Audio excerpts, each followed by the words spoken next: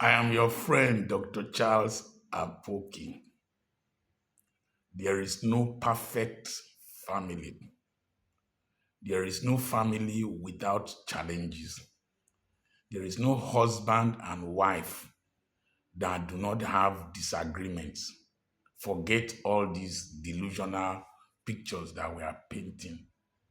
I've tried to be real to myself and be real to you. If you don't like me, now you sabi.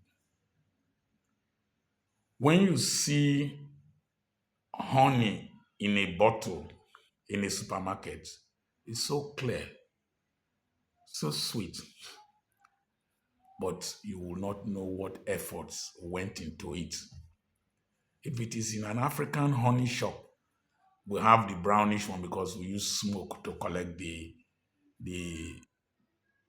the honey. If you know where the honey bee has traveled to collect nectar, some have even gone to dust bins, to refuse heaps to suck nectar from discarded pineapples and fruit peelings. You will not lick honey. It's very easy for people like us to come to social media and display our achievements and our small successes, but we don't tell you the details of the challenges that we went through. I have decided I'll put my life as a plain mirror so that somebody can look into it and see the challenges I have gone through and the ones he is going through, and be able to adjust his life. And if the person sees my reflection and he doesn't like it, the person can readjust his life to be totally different from what he is seeing. I shared with you that we have another addition to the Apoki family, a beautiful granddaughter. And you did not know that it is my son, Dr. Ufoma Apoki, PhD, that had that child. That's my second grandchild from Dr. Ufoma Apoki and Dr. Mirella.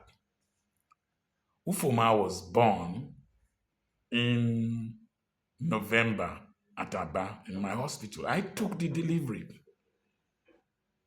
and Ufoma had cleft lip and palate open.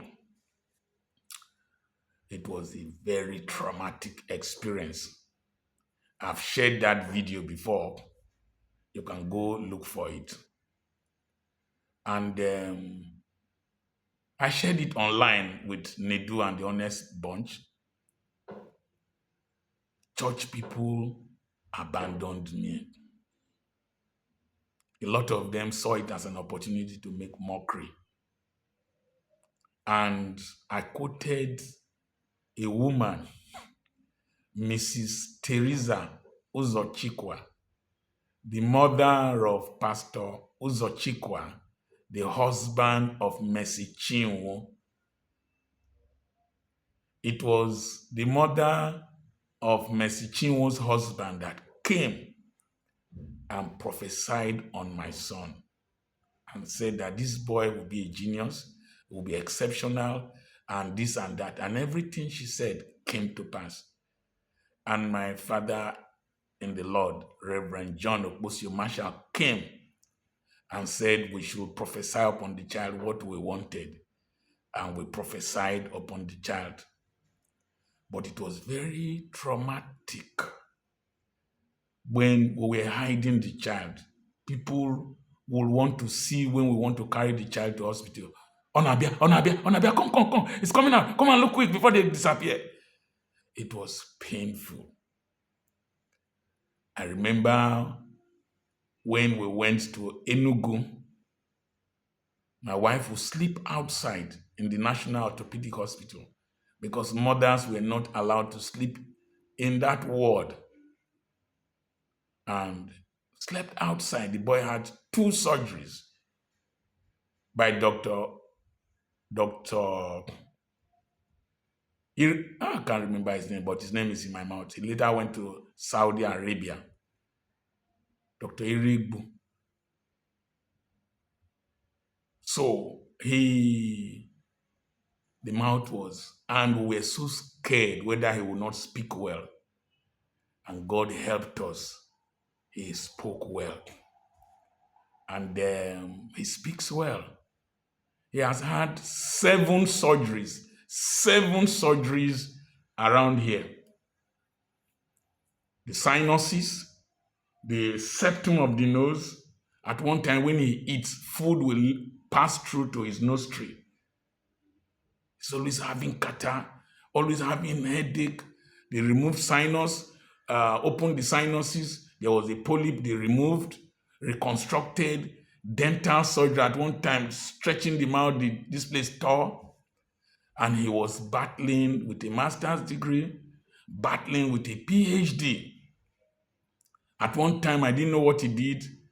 He was to repeat he had to reapply to the university. I had to pay again for him to go to Romania to continue the PhD. He lost a year.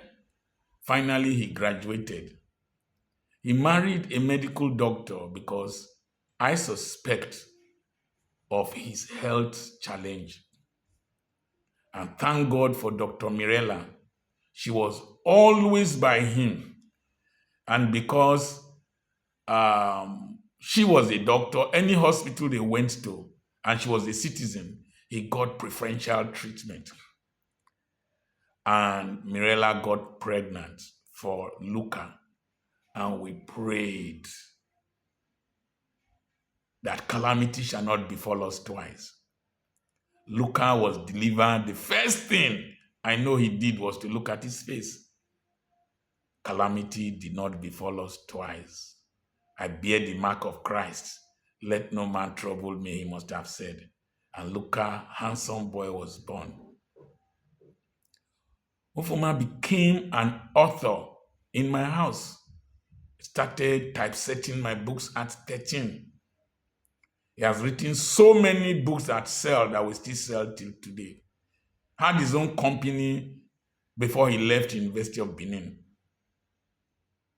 Became a millionaire in my house at the age of 22 or 23. And the wife delivered this baby. First thing we'll check, is there any deformity? None.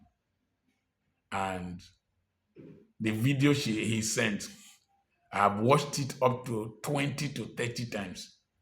And I keep calling them to check on the baby, check on the mother, and all that. And I do regular consultations. But it is so joyful to see them. And whoever does not understand, does not know the story, cannot understand the glory. Don't throw your seeds away. Don't throw your children away. All my children that you see now that you admire have given me, my wife and I, serious troubles, serious challenges.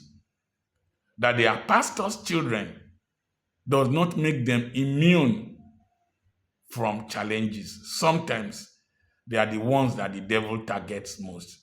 I have had battles over my seeds, over our children. My wife and I went through a lot. And so I celebrate their little successes. When I went to Europe, it was a thing of joy to sit on the bed with them and do interviews, travel around 5 countries with them. It was a thing of joy, but it was worth it. That is the title. It was worth it. All the struggles, you're a single mother, all the struggles you are putting in to raise your children, you will reap the fruit of your labor. It is worth it. Please continue. Young man, all the struggles you are going through, the pain, the discouragement, the battles, it is worth it at the end. The end is more beautiful. I hope that this story will encourage you not to abandon your children, not to throw away your children because of the challenges, not to start calling them bad names, not to think that your children are the most difficult. I went through the same difficulties. At one time, I was mentoring youths all over the country, and I was seeing challenges in my own children. But finally, it ended well. It was worth it. Don't be discouraged. I'm your friend, Dr. Charles Apoki. I have a webinar coming up on the 7th and on the 8th of February. It is tagged Overcoming Frustration and Stagnation in Life, Ministry, Career. Send a message to +234 80 21 21 92 62. Somebody said I'm always using I. This is my story. This is my song. Praising my Savior all the day long. This is my story, and it is my song, not your own. And I'm praising my Savior all the day long. This is my story. It's my song. It's not your song. It was worth it. Remember, +234 80 21 21 92 62. Send a message, and he will send you the flyer on how to join the webinar. We have properties for sale. I'm looking forward to coming to the UK just before Easter. If you're interested in hosting us, send a message to my admin +234 80 21 21 92 62. I will not be a burden on any of you. I'm coming with my own money. I am Dr. Charles Poki.